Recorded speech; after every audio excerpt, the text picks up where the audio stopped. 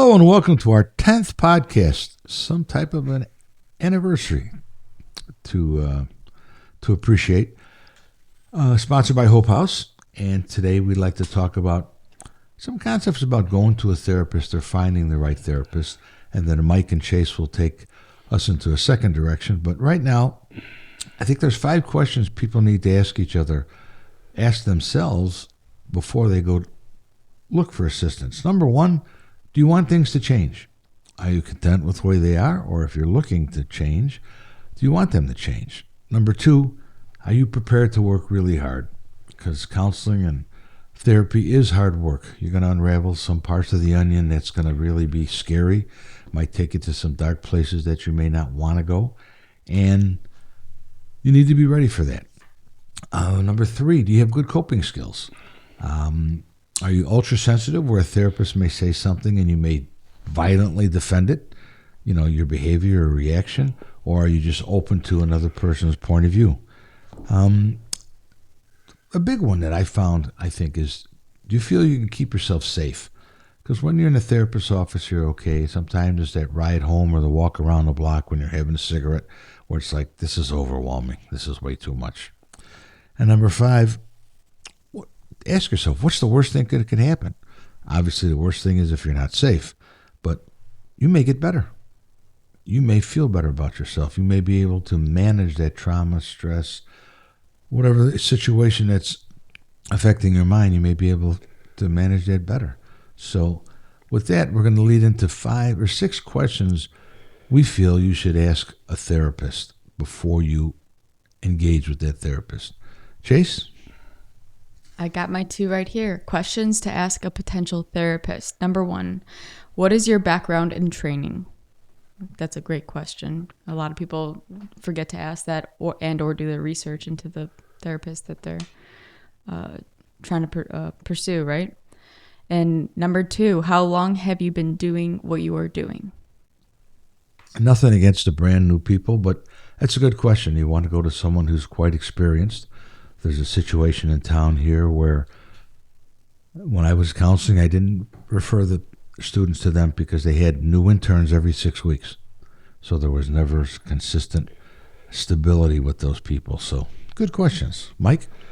The 2 I'm looking at is how many clients have you treated with my condition or a similar one? And what is your approach to evaluation and treatment? And part B of that one is, what is your policy on confidentiality? All of which are very good questions. If I may, as a precursor, how do you get to that point of deciding to go to therapy? And for me, I felt like I had nowhere else to turn. I had to do something. And how I found my first therapist is I opened up the Yellow Pages, and I'm a Polish guy, and my last name is Swadowik, which is really long, and no one never knows how to say because these unnecessary vowels are in there. So I looked for a Polish guy, and I found a Polish guy in Libertyville, and I figured he's got to relate to me. So I called him, and I ended up meeting with one of his people who worked in his office. Her name was Diane. And we went in there, and I didn't know what to do because everything I saw on TV, you lay on a couch, you cry, there's tissues right next to the couch, and I never laid down for therapy ever. I just sat there and talked like what we're going to do right now. And so as to both your points, what happened to me was she told me halfway through, "You're sure you want to do this because you're opening Pandora's box?" And she goes, "If you do this the right way, you can never go back." And she was right. And the other thing she told me as I was walking out of the office was, "You're not nuts." And I really needed to hear that at that time. And we maintained a relationship for a long time. I don't see her anymore because it was just time to be done. Your point goes to Chase's point last week, though. It's like pre-event and post-event. Yeah. Me before it happened and me after it happened. So that's a very poignant point people need to look at. It forced me last week to go back and look at my stuff because I'm really good at helping everybody else, but I don't like to help myself. That is correct. I've known that about you for a very long time. Yeah, big secret this time, huh? Yeah. Very good, Ray. Very good. Two other questions that I would feel important to ask would be, obviously, what is your financial cost, and do you take insurance? And if they don't take insurance, do they have a sliding scale? Because some people, and Mike, you may want to address this later, but some people really can't afford it. And then the last question would be, what is your availability to work with me? I could squeeze you in once every 6 weeks. I don't know if that's really good for consistent therapy. I don't know if once a week is the answer, but you want to be pretty consistent with talking with that person and working on the goals that you want to work with in the therapy. That's actually a really great point. And I would also add on to that, that boundaries should be explicitly stated by the therapist. Because oftentimes I've found that, they're not. And it's like, is it inappropriate? Even through my friends where they're talking about something where I find it to be inappropriate from a therapist working with them. And, is it appropriate to call at 2:00 in the morning? Are you going to answer? Is it more corporate where I communicate with the secretary and then you? Is it, can I text you, XYZ? Because if those boundaries aren't explicitly stated and you cross one of their boundaries and they kind of retaliate against you, I mean, it's a really big setback for somebody who may have abandonment issues or different type of issues when they're rejected by a psychiatrist or a psychologist / therapist, right? And so I would hit on a very important one. I just read something yesterday on the trauma of abandonment. The effect on kids. It was really, really interesting. Well, it's going to lead into Mike will be talking about EMDR a little bit later, but Mike? That issue of confidentiality is much greater than you could ever imagine. If you're the person telling your life story, my mind is racing right now because the therapist I have right now, I think she'll say hi to me if she sees me on the street and that's it. She has a strict line of confidentiality, and I love that. And boundary, too. And boundaries is the word. Yeah, because when I talk to her, I know it's not going anywhere. And sometimes when we do talk, she'll relate personal experiences, but it's not a confidentiality issue. I know, and she knows what I'm talking about. And the thing about how many clients have you treated with a condition similar to me? Initially, she might not know what your condition is.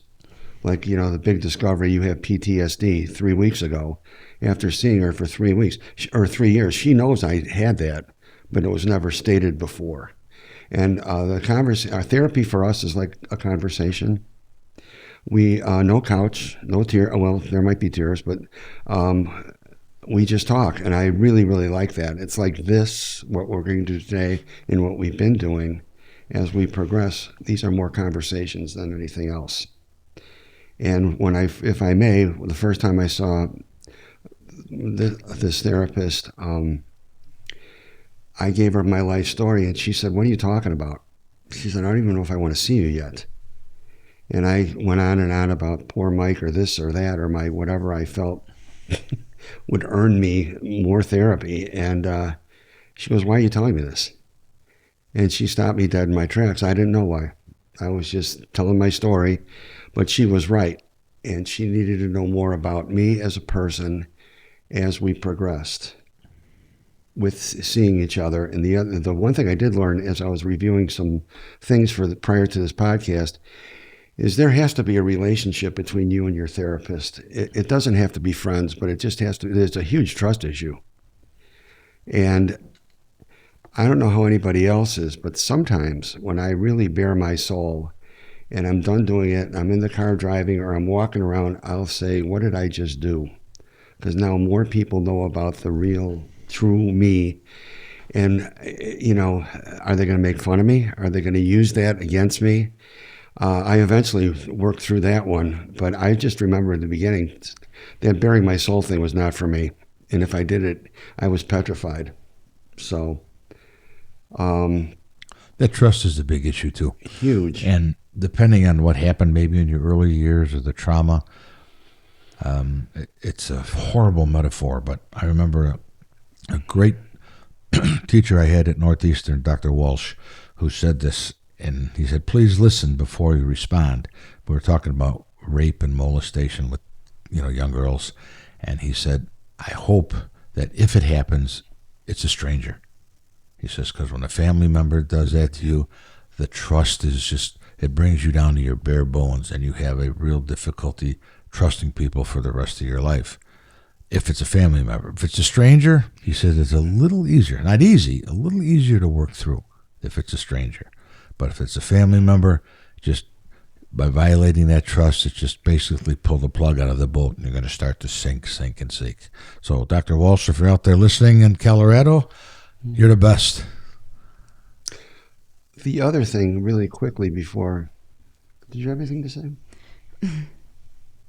Well, on both, I think I can relate to what you said about, leaving and being like, why did I just tell them all of that and everybody knows their secrets? I've always wondered if that was like a common thing that people felt, or if it was, a lesser common thing, because I feel that way all the time. And then I think to myself, I'm never going to talk again. I'm never going to speak again. I'm not going to talk. I'm just going to let other people talk and I'll just listen. Right. Because it's just, but I never pinpointed, like you said you worked that out. I have not worked that out. I don't know what that thought process stems from for me. So I thought that was interesting. I think it was a great point that hopefully people can relate to and feel a little bit more ease. I'm older than you. So as a result, I learned. Yeah. It was like going through a grade school of therapy, so to speak. In first grade, I was like a first grader. I just talked, and then I really did. You're not the only one. I felt really like, what did I just say? And I thought for sure whoever I told it to was going to come back in a group of people and embarrass me. And whether they did or not, I thought they were going to. And that's part of that self-sabotage thing we talked a few podcasts ago. And the question I'm looking at that I made up yesterday was, we talked about it right before this, was what made you go to therapy in the first place? And for me, it's like I could not get out of that circle of self-sabotage. I kept doing it. And I didn't want to. It was like sabotage would find me. And it was like then I was home. And it was a giant learning process for me. This whole thing is a giant learning process. And when I first started to go to therapy, there's a stigma about therapy like there is about suicide. Oh, he's nuts. He's going to therapy. What's wrong with him? He's going to therapy. And these were college-educated people I knew that were saying, what are you doing that for? And I had a conversation a few weeks ago about the exact same thing. I'll never go to therapy because one time this happened and one time that happened, and I don't even talk about it anymore with these individuals because they don't want to do it, then don't do it. And if you think it's witchcraft, or I told when I went to the astrologist, these people thought I went to a voodoo doctor and I was going to make, they stick the pins in voodoo dolls. And all I did was go to an astrologist. Was that our astrologist? Ours. Yeah, she's fabulous. You have to check that out one day. Yeah. You will just be blown away. And it's not like you're going to win the lotto Tuesday or don't cross the street on Wednesday. It's got nothing to do with that. It's how the moon and stars align with you. Because she needs to know your time of birth, your date of birth. Your date of birth and your time of birth. And after that, she just draws this chart. She investigates it because she was taught by a Mayan elder. And it's so spot on for me, my grandson, my wife. My wife, as she was explaining it to her, there was just nothing but tears. It's just like everything I've known. Being fortunate to know my wife 57 years, only 47 married. Lucky you. We know each other pretty well, Mm-hmm. yeah. Mm-hmm.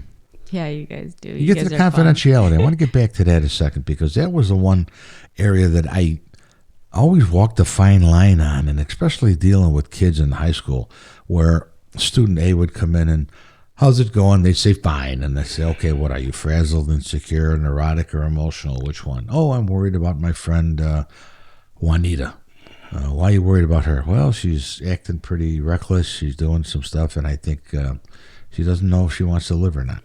So that was a confidentiality point I'd have to brush up against to either find that other kid or go to the other counselor. And I rarely went to the other counselor because then they could consider that confidentiality. So most of my referrals at Barrington High School were from students themselves about their friends. That's a great compliment to you. Well, it's a great compliment to the kids that they were. Mr. Patch was everyone's favorite. Everyone was jealous if he was your counselor, and nobody. Sorry, but I won't even say the negatives about anybody else. But everybody wanted Mr. Patch. I get it. We were talking about that yesterday, and I even asked Ray, I said, sometimes when you talk, you don't bring up any of your achievements. You talk about him, I'll talk about him, but he doesn't talk about him. And I think that sometimes that's important because it lends, we don't need to be credible, but to hear it from you, for me, is really cool. Because I didn't know Ray at Barrington High School. Patch, Mr. Patch. Oh, yeah. How did you feel when, my late boyfriend's mom was like, you're Mr. Patch. You're the Mr. Patch. Well, I'm trying not to have an ego, but it was like, I said, yes, I'm him. But just the fact that this lady was thrilled to see me, ready to open up. And then when she did open up, the emotion came out. And my wife just, you're at a wedding. What are you doing counseling here for? I said, well, sometimes it just pops up when it's supposed to pop up. And there's a lady who, down the road, if you're okay with it, I'd like to bring her in on the podcast. I would love that. But in her case, have a couple towels ready because she's not worked through it all yet, and it's difficult as a mother. She's strong. She always moved forward. Day one, she didn't lay in bed. And I'm not saying that's wrong too, because everybody grieves differently. But she got up and was moving and had to go and do all of these things and. She had 4 other boys to take care of and I be didn't a realize mother too. The family was that big. Yeah. I always thought he was an only child. Wow, 5. Well, maybe for a future podcast we get her in one day to talk about managing it as a mother. I know 2 moms. Well, with my mom, 3 that lost kids to suicide. And yesterday I was called in on one. Last night, it's horrible. Yes. This lady was in shock. And when you see somebody in shock, they give you that 1,000-mile stare they call it in the military where you're not there. You look into their eyes and they're not there. And she was in such shock. And it doesn't matter when it happened. Same thing with trauma. Oh, it happened 5 years ago and you're over it. No, you're not. A lot of time that emotion just lingers. And sometimes for the rest of their life. Well, getting back to that confidentiality thing, when you're metaphorically walking into somebody's office and taking off all your clothes, metaphorically. And that's hard to do.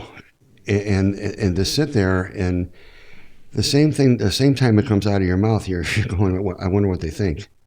And that's not your job when you're in therapy. I asked somebody one time, a therapist, I said, how come I didn't do what my dad did? How come I'm still here?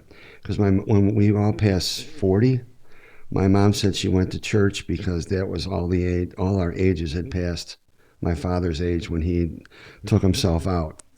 And again, I don't know where that came from my mom, but the confidentiality thing, it's like you're walking on a lake where all the ice is cracking around you. And you don't know whether to run back to the shore or keep walking. And that's how therapy can be, to me. And she said that the reason you're sane or relatively sane is because you talk so much. And I do. And I like talking about this because it helps me, it makes me healthier in my own mind. It helps you too, but I really believe that you help a lot of other people by talking this. Those who want to listen. Yeah. And those who don't, like you say, at those parties, they don't want to hear about this, that, and the other. I don't talk about those people or talk about those things with those type of people. They want to talk about sports or their cars or their latest vacation. That's fine. I'll sit there and listen, but I get bored pretty easily. I've learned that. is that sometimes, okay, now we're weeding people out, so to speak, and this is the guy I talk to sports to about. I talk to you about this stuff and you about this stuff. But I pick my poison, so to speak, because it's like you're speaking another language when you start going to therapy. I 100%. And the way that I see it in my mind is levels. I don't know if did I talk about that on this No. podcast? No. Okay. Mm-mm. Like we all exist in different levels, right? And well, maybe it's frequencies, right? It is a different language because if you talk to somebody who has experienced this amount of pain, right? That's the most that they know about pain in their life. They've never been exposed to anything past that. So what they know about pain is there, but it's the most painful thing in their life. It could be a breakup, right? A breakup or whatever it may be. And then you have somebody up here who's experienced something very traumatic, whether it's suicide or just the loss of a first degree loved one, whatever it may be, right? And that's their threshold of pain, and that's what they know about how pain is. You can't communicate with somebody and who's experienced that level of pain until you come to terms With your own. and therefore you can be a little bit more empathetic. But for a long time I lost a lot of empathy for the amount of empathy that I used to have. I lost a lot of it because I no longer wanted to relate to people who were below that threshold of pain that I experienced. But now that, time has passed and I've years and years of reflection and, just understanding that theory that I just kind of explained, my empathy has, come back and I'm able to kind of drop down a minute and hear people out. But yeah. I like that. That's pretty Yeah. cool. The woman I talked to yesterday, horrible marriage. Husband just tons of abuse. Her dad was a friend of mine. He died a few years ago. Her son, younger son, went and found his grandfather's service revolver, shot himself. And then a year to the day later, the husband goes into the garage and does the same thing. And I asked her yesterday, I said, have you gotten any help? She said, no. I just read, watch podcasts, listen to TED Talks, pray a lot in her own way. She's totally against any religion because of what the priest said at the funerals. But this lady's a pretty strong lady. And she's done it so far by herself, which I got to believe she can use a little bit more help, but that's just my opinion. But the people that go for help, and like you said, I really like that point of reaching them at that level at the pain they're at, because that's a big flaw with me. If you don't understand what I'm talking about, I'm wasting my time. I'll just walk away. And I'm 70 years old and I still don't have patience. But that's, in terms of the levels, that's really important to know who you're talking to and understand that. And by experiencing it yourself, you can understand it and reflect better for them. Because a lot of time people, they don't want advice. They just want someone to listen to them. They just want an ear. They just want someone to reflect or use reflection as to help them clarify what they're saying for you as well as for themselves. You're not being arrogant when you say that. Like when you say, it's not like you're looking down your psychology nose and saying you're not good enough. I know exactly what you're talking about. I don't want to know about somebody's new lawnmower or new car. I'm glad you got one. But this place I lived in a long time ago, that was like a big deal. I don't want to, that's crazy. Mm-hmm. But, it's funny, one of the things is, how many clients have you treated with my condition or a similar one? What's resonating with me, you had what happened to you. You had that friend of yours whose boyfriend was murdered. Then you had that little kid at the shooting at your school. That's three very different sources or types of trauma, in my opinion. And in order to find a therapist, that's a that's a wide variety of things.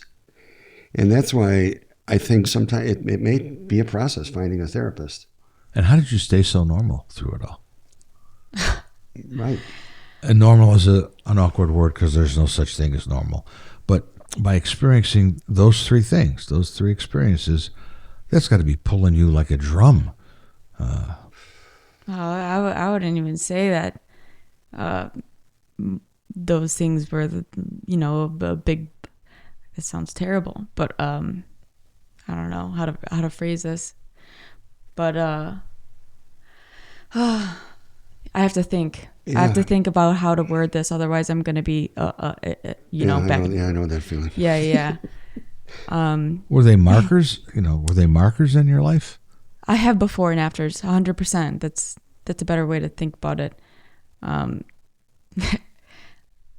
had, when I was 7, someone that I very looked up to. She was my babysitter. Beautiful woman. Yes, she was. Beautiful, blonde, blue-eyed, brightest smile, always chewing a piece of gum. Always chewing a piece of gum. And she committed suicide. And, my parents told me that it was a car crash. And in my head, I was just determined to know the truth because I knew it wasn't the truth. And I had my ways, but, every time they would talk about her, I would kind of hide and listen. And I found out that it was suicide by gun. And that was one marker.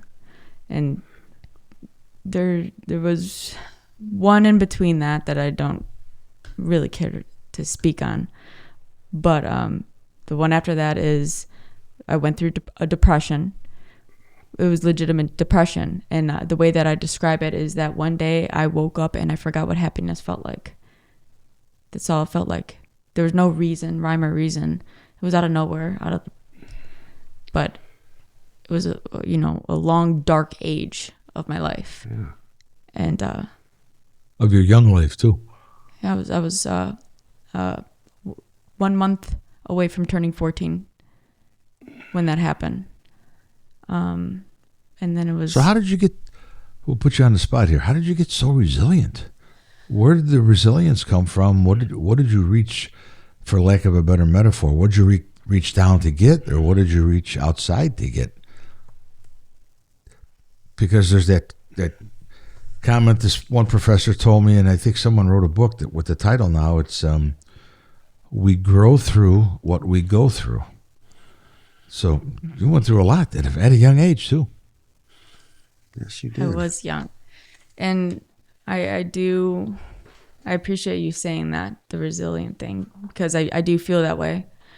I feel very strong, like mentally strong. There's not much that can happen that can't be resolved, right? And a big part of it is now in my life, and I know that not everybody can relate, but I found God. I found him, and actually he found me. He actually picked me up off the floor, and because I was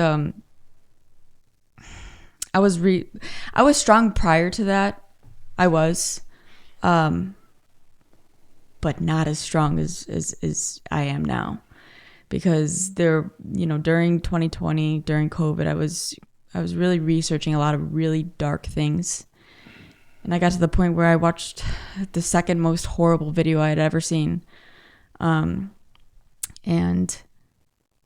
I had been on my phone 12 to 18 hours a day, just researching. The second I woke up, the second my eyes opened, I was researching. I wouldn't sleep. None of it. I wouldn't eat. I was just researching. And then I got to the point where I saw that video. The sun was rising.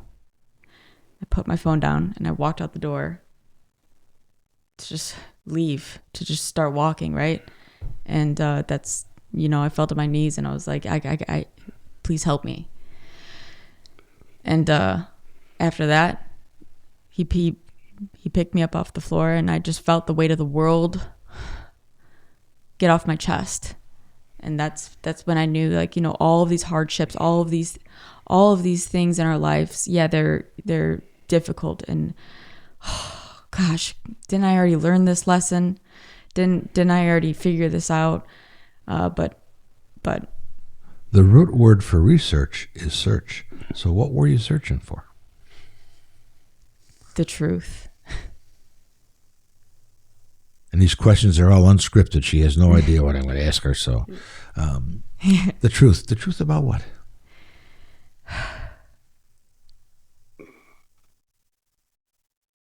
I'm trying to figure out a way to phrase this. Just say it. We know what you mean. Your heart will never lie. You can edit it out later. Yeah. Yeah, right. Ben, that's my husband. He edits these. Shout out to Ben. Yes. I was trying to figure out the truth about, honestly, the world and kind of where we all fall and where we all stand within it, and You're trying to find your place in the world. Yeah. Because you can do, as you said, you're empathetic. You're great with kids. I know you love that kind of work. You're a tremendous listener. I know you don't want to go back to school, but you would be a tremendous therapist, in my opinion, because you listen, and you listen with your whole body. As I'm talking to you, your eyes, your body, everything is up here. Where some people, some poor counselors, while they're talking to you, the phone's ringing. Hold on, I got to get this. No, I never did that with a kid. I always try to get my 100% focus on who I was talking to or who I was listening to, really. When you talked about that woman who's the suicides and all that sort of thing, and she's doing things on her own, because the metaphor, the analogy for me is I know people who stopped drinking that didn't go to AA. Right. Because you can do that. I think that's, and there's the various therapies that we're not going to get to today. There's family therapy, there's group therapy. You don't have to go sit on a couch or lay on a couch. That's so stereotypical to me. I hate that. And one of the other things that I thought about as the conversation was going on is about when you go into therapy, it's like, I don't know if you ever smoke cigarettes, but I quit smoking cigarettes 244 times. And I would be in a car and I'd say, that's it. And I'd throw the pack of menthol, Newports out the window. And then 3 miles later, I'd turn the car around and look on the side of the road for the cigarettes I threw out the window. It's in my mind, I could never imagine being, let's say I was 28 at the time. I couldn't imagine being 28 and a half without smoking or without cigarettes or without that's the same thing. But you know what I mean. I think sometimes with therapy, people walk into that, you're stepping into a big arena of change. And it's like we talked about, you're leaving somebody behind. And you're learning things that you may not want to learn, but they're true. That's what happened with me when I wrote my paper, book, whatever you want to call it. I wanted to find the truth out about my family. And when I did find it out, it was like I had to take weeks off because it was so overwhelming to have to be, after all this time, to learn the truth. And I don't know if it sets you free, but it certainly opens your paradigms. There's a quote out of a great book, to find the truth, look within. Did you guys look within or did you look outside yourself to find those truths? Within for me, and the reason is, we talked about that dissociative behavior. Dissociative disorder? Yeah, thank you.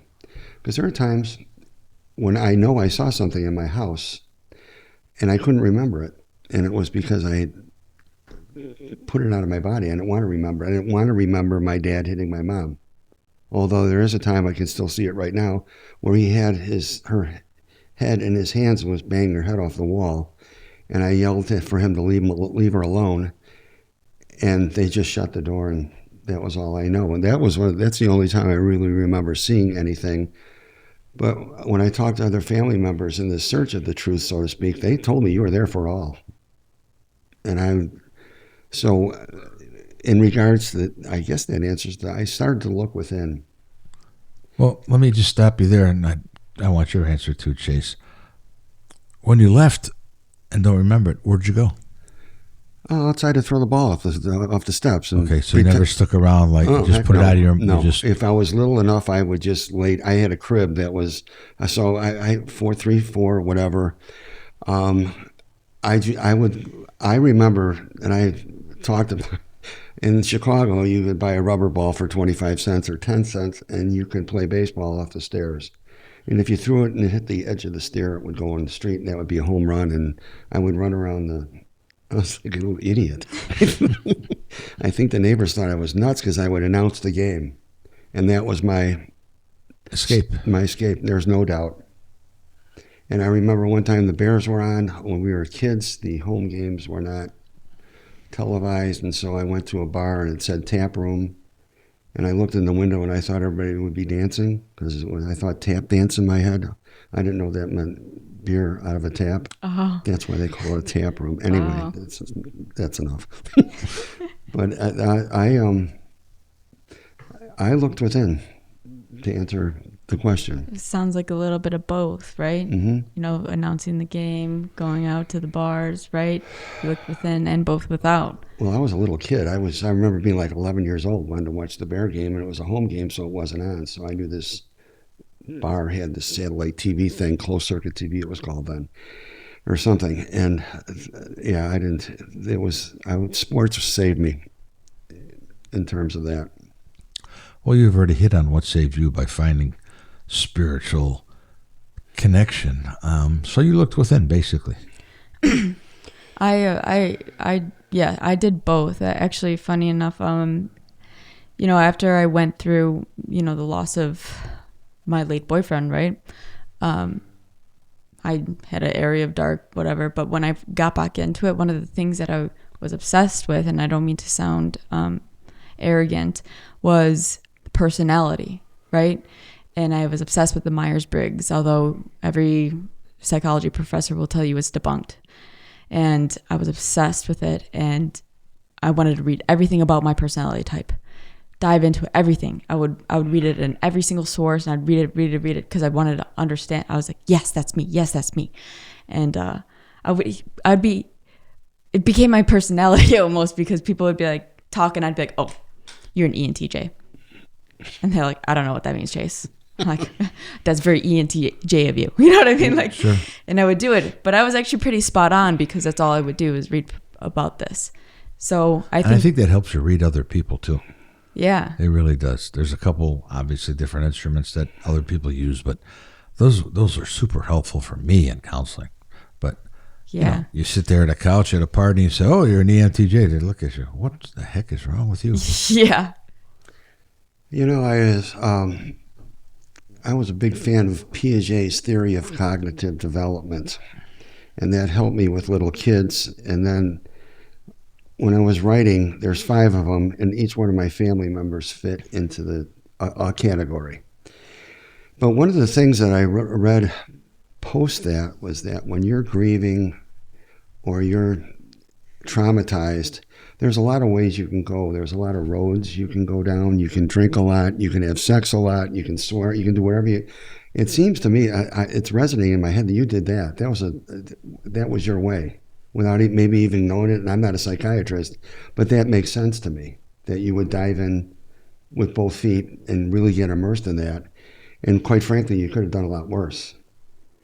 You know, that all of a sudden, I know someone in the family that's really into Jesus, and he's going to school and every other, you can't talk to him about anything, and Jesus comes into it, that's fine for him. But I thought of him even when you said what you said about, well, that's one of the ways to grieve. That's it's a product of trauma.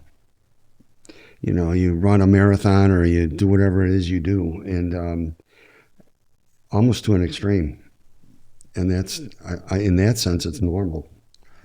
I think if you let it to, trauma and grief might be 2 of the best teachers out there. You bet.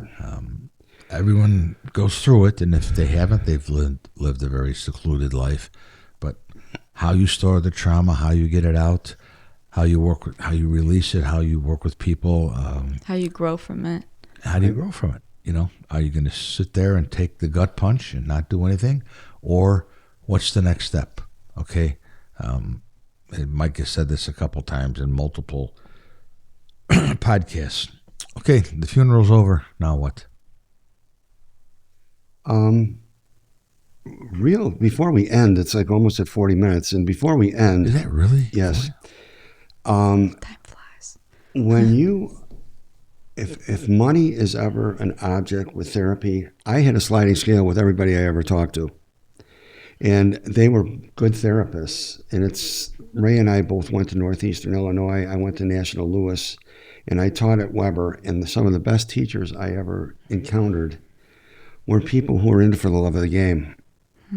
And these therapists, Denise is her name. She'll do anything in terms of having a sliding scale. Don't worry about money, that sort of thing. Because if they're in it for the right reasons, they want to help you, and money's it'll come. Which leads to a real interesting point. To listen to all these politicians and whoever. We just need to do so much more for community mental health, Yes. especially with the kids, especially in inner city spots that don't get that help and don't get recognized early. And that's the pain in the neck kid in second grade. Well, did you ever ask him why he's a pain? Did you understand his family situation? He saw his dad murdered, and the mother's been taken out of the home, so now he's living with the grandmother and 9 other kids. Well, the second grader was watching his older brother beat up his mom and his sister every day. He was out of his mind. He couldn't sit still. So they would call I was the lead literacy teacher at that point in time, and I didn't have any classes. So if there was a problem in class, they would send those kids to me, and we walked around the school and played basketball, and he loved it. But in class, he couldn't, and I didn't realize what was happening until after the fact, that he was so traumatized. They're not ready to learn, which I don't. I think they're getting better at educating teachers on that now, but in the old days, that just kid, he's so hyper he can't sit still, or this one's got ADHD. Well, maybe that their whole body is just resonating at a higher frequency, because you put that kid in front of something they really like to do, they're hyper focused. But maybe they're bored with learning the dates that Pizarro came to conquer Mexico or pitch for the Pirates. And Sox. If only schools would hit on the 9 different types of intelligences, they only hit on 3.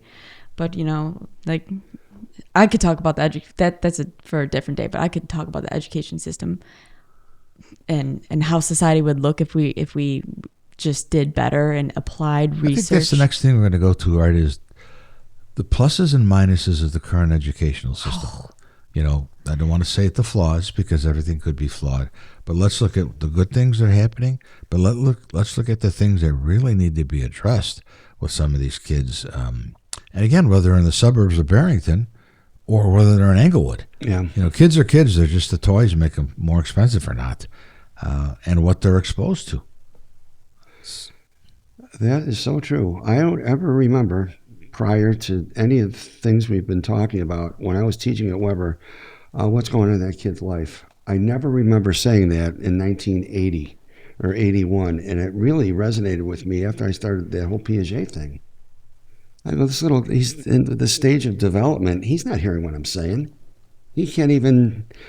It's so funny I watch Little League World Series, and sometimes they talk to these kids like they're 48 years old and they're 11. And after the meeting and the mound is over, I go, what did that kid just hear? It's like the old Far Side thing when the dog's barking, or you're saying something to the dog and all he hears is yip, yip, yip, yip, yip. Yeah. And it's like that. That's amazing to me. I think you're right, it's a whole nother area to talk about, to realize where a kid's at developmentally. Because it's a good piece of information, and sometimes teachers who are overwhelmed and overworked say, I'm not a psychiatrist. Mm-hmm. That's not my job. And they just look at that as, and I'm not saying anything bad about teachers, that just sometimes they look at that as just another thing to do. Now I have to be a psychiatrist. Now I have to be, aside from everything else I do. And if they're lucky to have a counselor or a social worker in the school, that's great. Mm-hmm. And yet, as the counselor, one of the big tools in my toolbox was I was always able to call the parents. And if the parents told me to shut up and mind my own business, okay, then I would know that my impact on that kid might be minimal. But most of the parents were thrilled that I called. Yeah. And, can we get together? Then they would either come in one at a time or both of them. And then we'd maybe have a session with the student. And that clarified a lot of things. Mm-hmm. Just clarified a whole bunch of items in that kid's life. Well, it's almost like a personal thing in terms of personal service. I mean, that you pick this kid out, or you're with this, you care enough about this kid to do what you just said. I'm not sure the kid will see it that way, but As Sometimes, many times they don't, and sometimes they think of that as just interfering on their personal life. But dude, I'm worried about you. You're living on the edge. You're saying some goofy things. You're driving your car way too fast on the hills in Barrington Hills. And where are you going? Where is that taking you? I have a question for you, and it's the same question. I asked Ray, Mr. Page, how did you get kids to talk to you? And how did you know to talk to him? Is part B. How did you just know? Was it in your gut? Yeah, my body knew. Oh, that's the best way. Yeah. I looked at him and I was like, I think it's beyond human comprehension of like gut feeling and intuition, Yes. right? It's not explainable. If somebody can explain that There's to a me, I book would that love gets to hear. close to explaining it. There's a Harvard professor, I forget his name, dropping names, Harvard. His book is called Connections. It's why successful counselors are so successful. It's about making the connections with the kid. Now, not all kids want to connect with me. Some, they're fine. Their life is all set. There's someone to help them with their classes. Other kids, and I'll put you on the spot. How many counseling sessions did you and I have over 4 years? Many. And now, how old are you now? 28. And we're still having sessions together. Yeah. But that just shows the power of the connection. Right. And there's many of them, not just her. There's many of them that I still keep in touch with. My wife is amazed. She says, I know you from this side. She goes, what are these kids seeing you? No, that's why I asked the question. One of the things I do too pretty well, and this is not bragging, but I make them laugh because I think laughter is a really important component in people's overall development. We're serious. We talked about some very intense things over time, but I make them comfortable by making them laugh, and I use humor. What do they call that humor when you pick on yourself? Self-deprecating. Self-deprecation. Yeah, I use that once in a while. And Yeah. all right, so our next podcast, we're going to go with the education system. We can prepare for That's a that. good idea. And let's take a week off and look at the following weekend, unless it's Labor Day, and see what's the best time for everybody. But thank you for tuning in. I'd like to thank Chase. She's a movie star. I was going to say Heidner again, but she's married, but she'll always be Chase Heidner. Yeah. And Dr. Mike, just for insights that they have that make these podcasts just seem effortless and seamless. It's not like we practice it. There's no cards or note cards like point B, say this. It just flows naturally, and I think that's what happens when you talk with good people. So, Mike, any last thoughts? No, except that I brought it up about the money thing. That seems to be the underlying great reason why I'm not going to go to therapy. Financial restrictions. It costs too much. And really? You just had $89 to drink last night. Now you're crying poor to me, and I'm not. That's one of the things. That's just it seems to be an easy way out of not going. Invest in yourself. That's right. Invest in yourself. You're worth it. That's right. Okay. Hooray for Chase, us. any last thoughts? I think that ends it perfectly. Yeah. Invest in yourself. You're worth it. Yeah. Invest in yourself. You're worth it. And thank you guys again for allowing me to be on. I really enjoy these podcasts. Well, Me you're too. Thank part of you. it now. So thank you all for tuning in. And if you have any questions, contact either the three of us and email or text. And we'll gladly open up the next session with some of those questions as we get them. Thank you and be well.